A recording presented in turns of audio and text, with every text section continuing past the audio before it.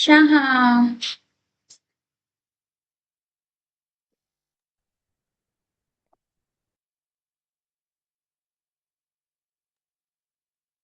晚上好，老师。น้องชื่ออย่างก่อนอาจารย์ลืมละชื่อส้มน้องส้มแมันบอกอาจารย์ไม่ค่อยได้ยินเสียงน้องเลยเนาะอ๋อพอดีเนี่ยโทรศัพท์นี่มันเก็บเสียงบันทึกเหมือนกันเลยโอเคคิดว่าเป็นอย่างเนาะเดี๋ยวบ่แน่ใจว่ามื้อนี้โมสิทันมาเห็นบ่วันนี้บททานน้องบอลได้มาเลยบททานโอเคเมื่อวานนี้น้องส้มได้เข้ามาเรียนบ่บอยันวันนี้มีธุระนิดนึงโอเคอาจารย์บ่ได้ยินเสียงน้องโอเคอาจารย์เปิดเสียงเสร็จแล้ว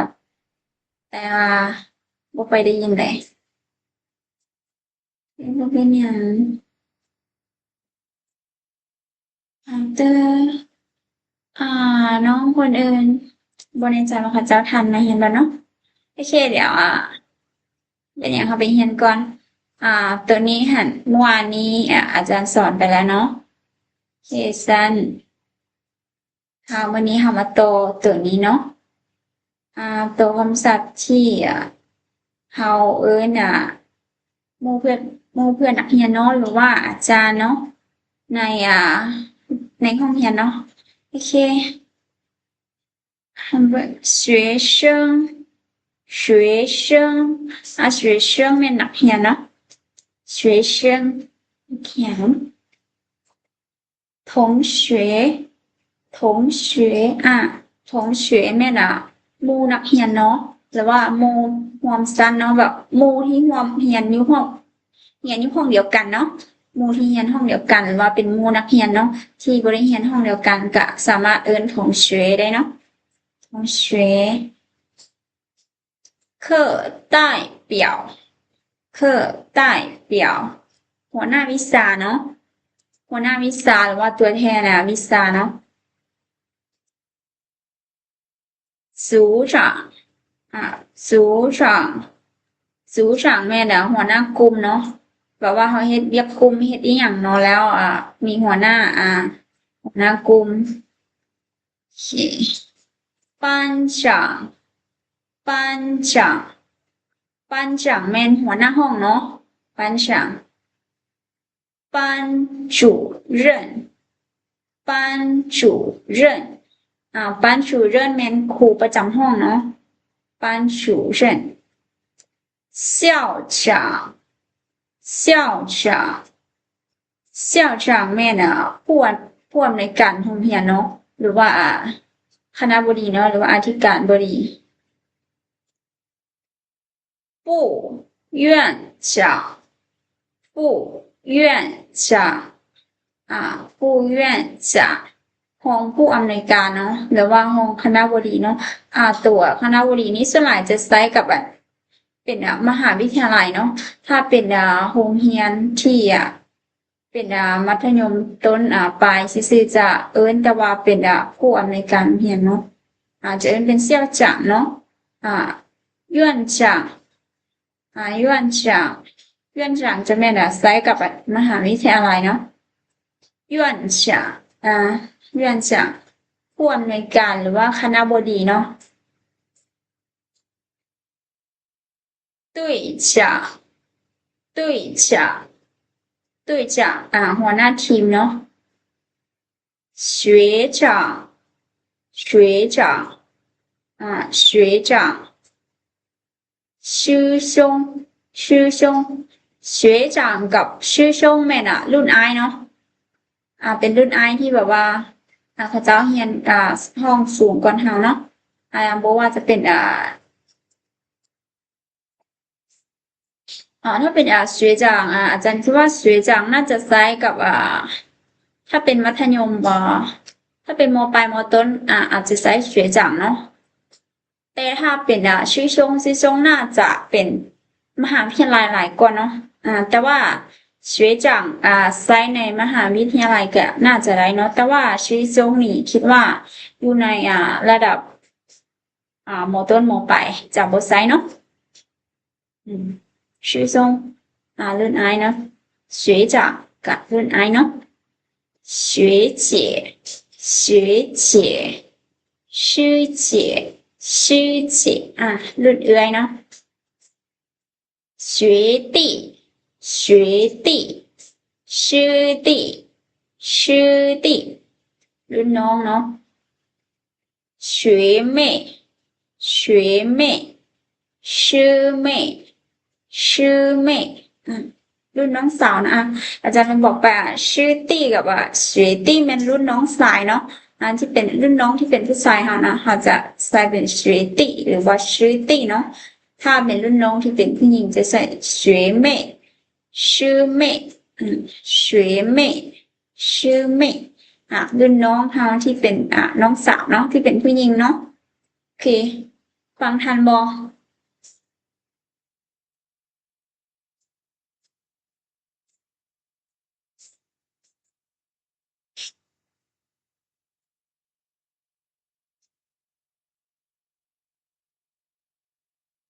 โอเค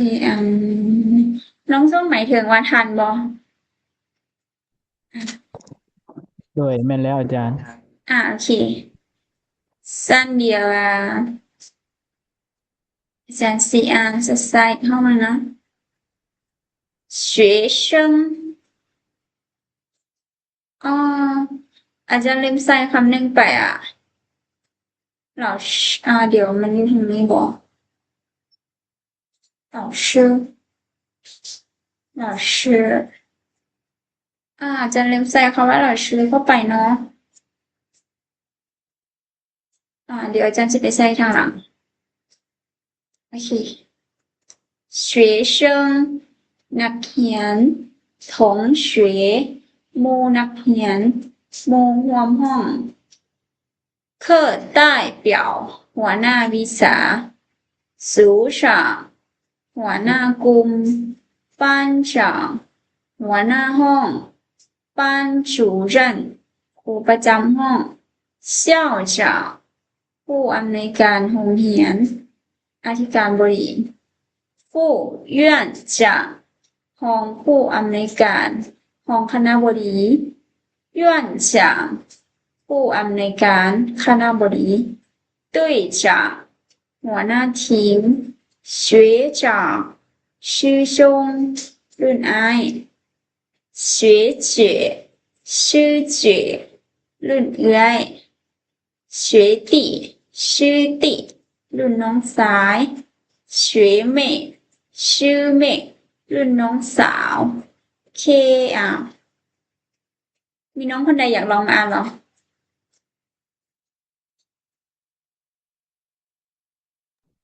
อาจารย์ น้องล่าจะอ่านเหรออ่า ใช่ไหมบอกเพราะบูเป็นอย่างอาจารย์บ่ค่อยได้ยินเสียงเนาะ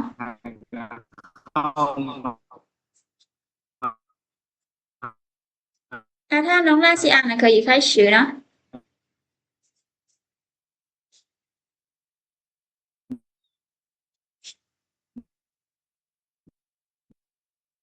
โอเคอาจารย์ไม่ได้ยินเสียงน้องล่าเลยน้องล่าอ่านแล้วเหรอ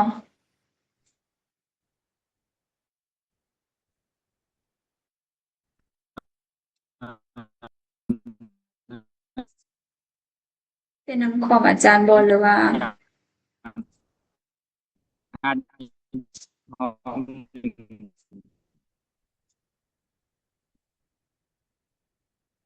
เขียนว่าอ่านเข้าใจละ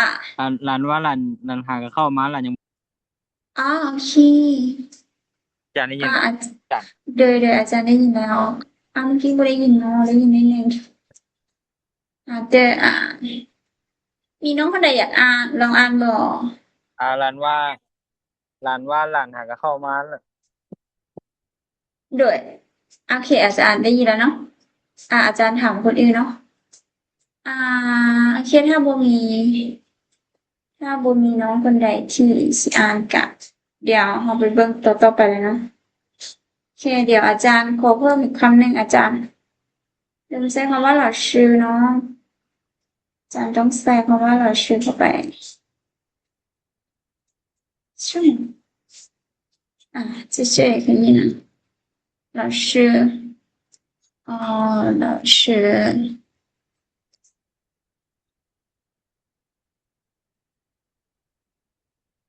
老师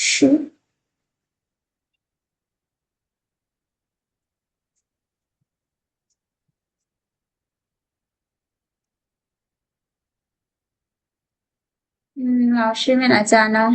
โอเคอาจารย์ลืมใส่โอเคแบ่งใส่นิดนึง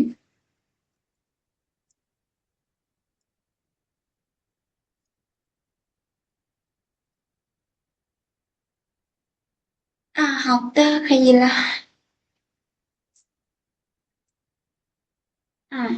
导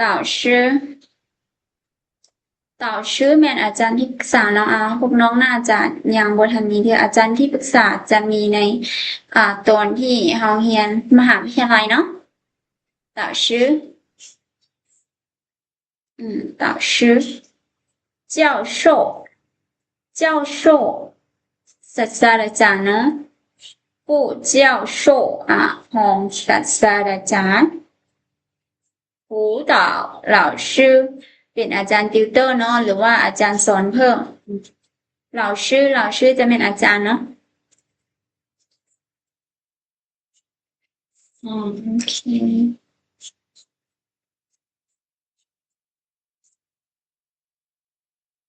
导师อาจารย์ที่ปรึกษา教授ศาสตราจารย์ผู้教授ของศาสตราจารย์辅导老师อาจารย์ติวเตอร์เนาะหรือว่าอาจารย์สอนเพิ่ม老师อาจารย์好的ฟังทันบ่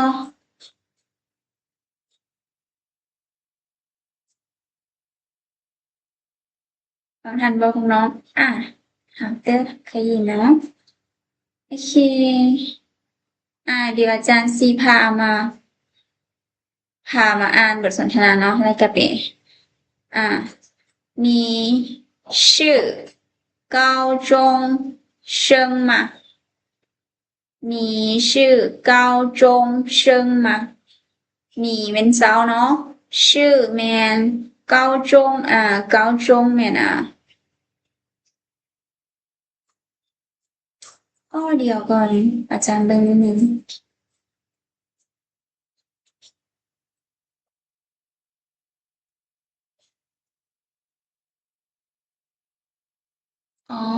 好的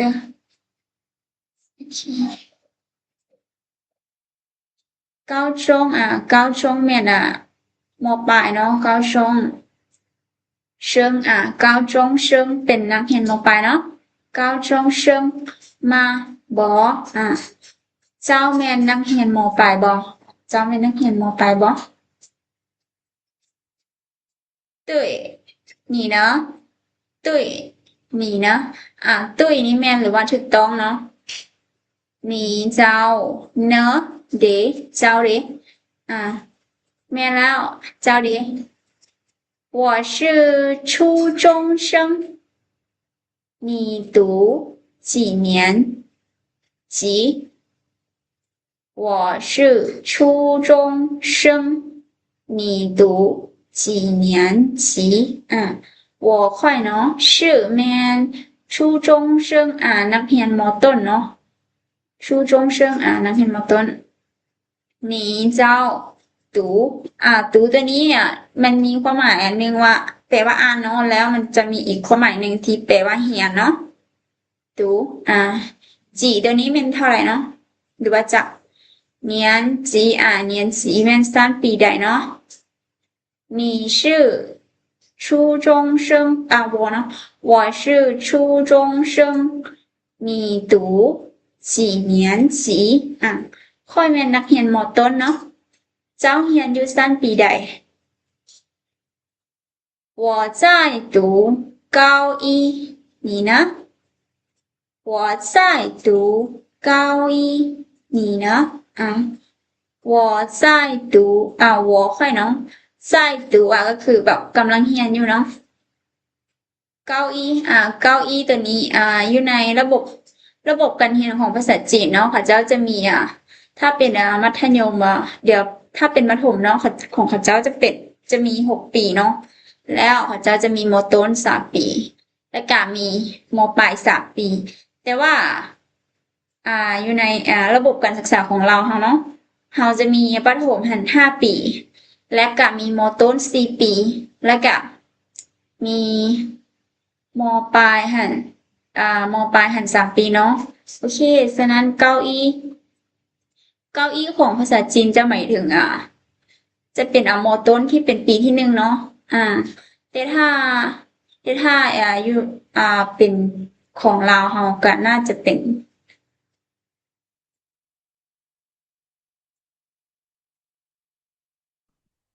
จานได้ยินบ่ได้ยินโอเคน้องทงยืนบ่บ่แม่นน้องลาจันนั่นเปลี่ยนโทรลศัพท์จ้ะงมาหากเตือนน้องเปลี่ยนuser ใหม่บ่โดยเมื่อกี้หลานว่าหลานหาก็เข้ามาหลานฟังบ่ทันให้อาจารย์เว้าอีกรอบหนึงเด้จักเป็นโทรศัพท์โอเคเพราะว่าอาจารย์บ่ได้ยินน้องว่าอย่างไรโอเคเดี๋ยวอาจารย์กลับไปอ่านอีกรอบหนึ่งก็ได้เนาะแต่ว่าเดี๋ยวอาจารย์มาแปลตัวนี้ก่อนเนาะ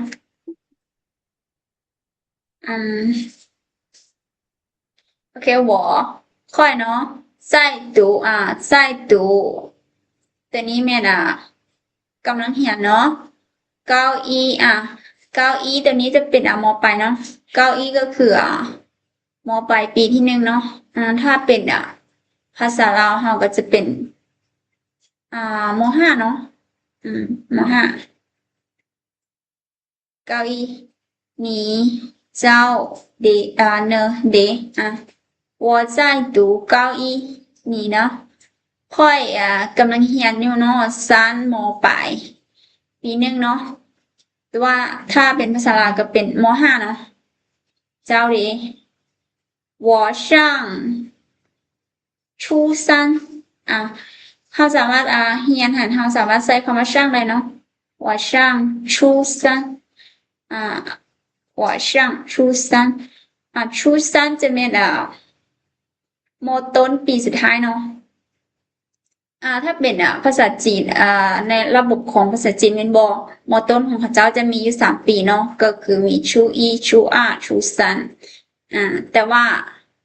มต้นของภาษาลาวในระบบของเรา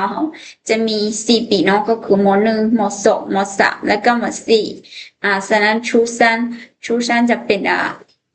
มต้นปีที่3ของภาษาจีนเนาะแต่ว่าภาษาลาวเขาจะเป็นม4เนาะโอเคยังงงโอเคฟังทันบ่พี่น้องฟังทันบ่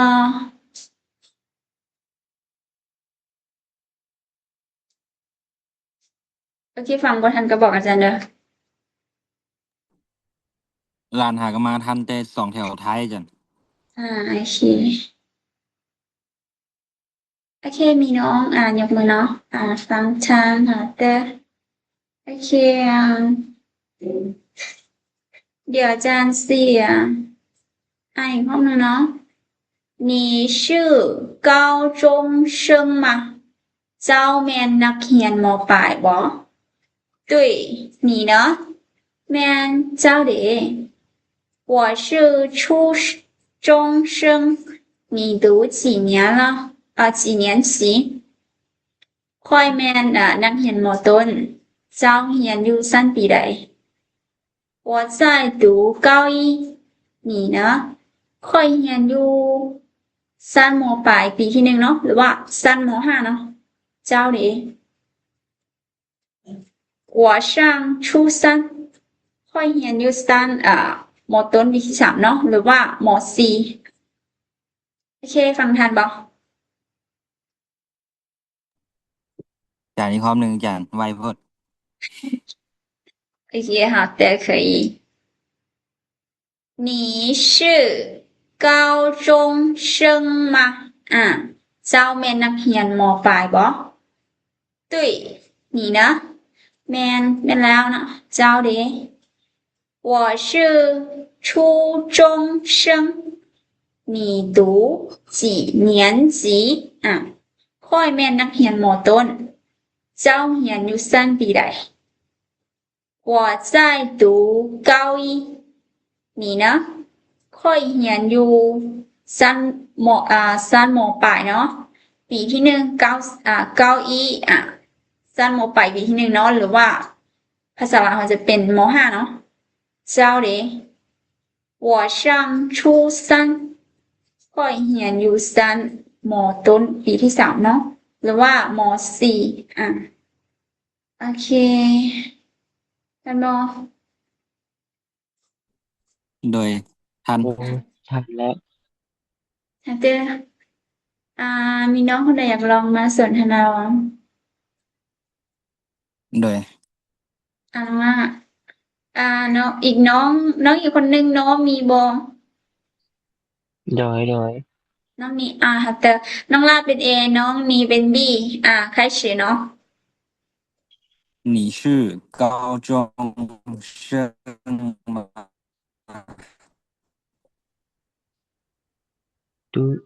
ตัวนี้เนาะแม่นบ่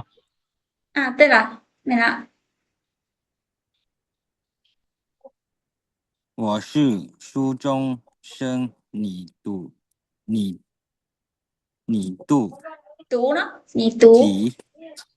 ตูจี 你 เนียน 读 จี 几年年？读几年级？ฮะเตอร์ 我在读高一你เนาะ 我上初三。ฮะเตอร์ให้ฉังหาวน้องลากับน้องนีเนาะแค่อาจารย์อธิบายอีกห้องเป็นเนาะตัวตูนี้เนาะตูตัวนี้ความหมายของมันจะแม่นเนาะตูตูความหมายของมันจะแม่นแล้วมันจะมีอีกความหมายหนึงก็คือเฮียเนาะจือแบบนี้เอาไว้เนาะตู大学โอเคเดียวน้องล่าบนประธานเดียวอาจารย์สิไปแล้วก็แปลตัวนี้อีกห้องหนึ่งเนาะโอเค学生นักเรียน同学หมู่นักเรียนหรือว่าเป็นหมู่ที่แบบเรียนอยู่ห้องเดียวกันเนาะ同学课代表หัวหน้าวิชาเนาะก็คือแบบหัวหน้าที่แบบว่าเราเรียนแต่ละวิชาว่ามันจะมีตัวแทนวิชาเป็นบอกอยู่ในห้องของเขาเนาะ课代表组长组长เนาะ组长ก็คือหัวหน้ากลุ่มเนาะเวลาแบบเราเฮ็ดเรียกเป็นกลุ่มเฮ็ดเรียกว่าเป็นกลุ่มอีหยังนี้เนาะหัวหน้ากลุ่ม组长班长หัวหน้าห้องเนาะในห้องของเขาหัวหน้าห้อง班主任班主任班主任ครูประจำห้องเนาะครูประจำห้องของเขาครูประจำห้องในห้องเขา校长ผู้อำนวยการโรงเรียนเนาะหรือว่าอธิการบดีเนาะ副院长副院长จะแม่นห้องผู้อำนวยการเนาะหรือว่าห้องคณบดี院长院长ผู้อำนวยการหรือว่าคณบดีโอเคตัวคณบดีกับห้องคณบดีนี่พวกน้องเรียนอยู่ม.ต้นม.ปลายน่าจะยังบ่มีเนาะเพราะว่าสองคนนี้จะอยู่ในมหาวิทยาลัยเนาะจึงจะมีคณบดีก็คือแบบคล้ายๆเป็นผู้อำนวยการโรงเรียนเนาะผู้อำนวยการที่สูงสุดอยู่ในโรงเรียนเนาะคณบดีแล้วก็ต่อมาเป็นของคณบดีเนาะโอเค队长หัวหน้าทีม学长รุ่นอายเนาะชื่อซงชื่อซงก็เป็นรุ่นอายคือกันแต่ว่าพวกน้องเรียนอยู่ม.ปลายม.ต้นอาจจะใช้คำว่า学长ก็เนาะชื่อซงนี่อาจจะใช้อยู่ในกรณีที่อยู่ในมหาวิทยาลัยแล้วเนาะแต่ว่าอยู่ในมหาวิทยาลัยก็ยังสามารถใช้เป็น学长ได้เนาะ学姐师姐รุ่นเอื้อย学学弟学弟师弟师弟รุ่นน้องชายเนาะรุ่นน้องที่อายุน้อยกว่าเราแต่เป็นผู้ชายเนาะ学妹学妹师妹师妹รุ่นน้องสาวรุ่นน้องผู้หญิงเนาะที่อายุน้อยกว่าเราหาเตอร์ฟังทันบ่ โดย เจออ่านน้องไล่และอยากลองอ่านบ่โดยอ่านเลย开始学生同学课代表主商สูฉางเนาะมันมีเสียงสามกับเสียงสามแม่นบ่เสียงที่หนึ่งออกเป็นเสียงสองเนาะสูฉาง主场对办场班เนาะ班长班长对范处人班主任班主任对校长长场校长校长对部院呢部部院长院部院长对队长院呢院长院长对队长学长学长呢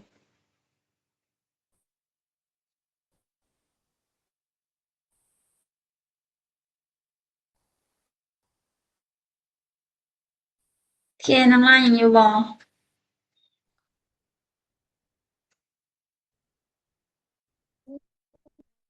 บ่มีสัญญาณแล้วบ่ ก็ยังปะ เชียร์น้องล่ายังได้ยินบ่น้องล่าจาน อ่า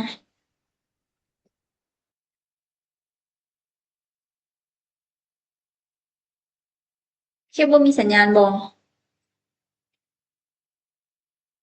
คนอื่นยังได้ยินเสียงอาจารย์อยู่บ่โดยได้ โอเคสันน้องล่าน่าจะบ่มีสัญญาณเนาะแต่โอเค